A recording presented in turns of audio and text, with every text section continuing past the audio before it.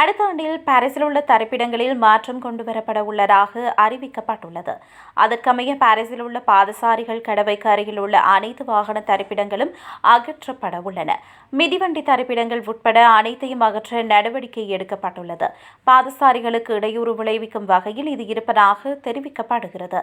அதற்கமைய கடவைகள் உள்ள இடத்தில் இருந்து 5 மீட்டர் இடைவெளிக்குள் உள்ள அனைத்து தரிப்பிடங்களும் அகற்றப்பட உள்ளன. 2025ஆம் ஆண்டின் செப்டம்பர் மாதம் முதல் இவை நடைமுறைக்கு வரும் என பாரிஸ் நகரசபை அறிவித்துள்ளது.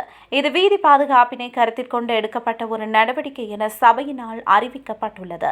கார்கள் அல்லது பெரிய வாகனங்கள், வேன்கள் முதலியன இந்த பகுதிகளில் அதிகமாக உள்ளன.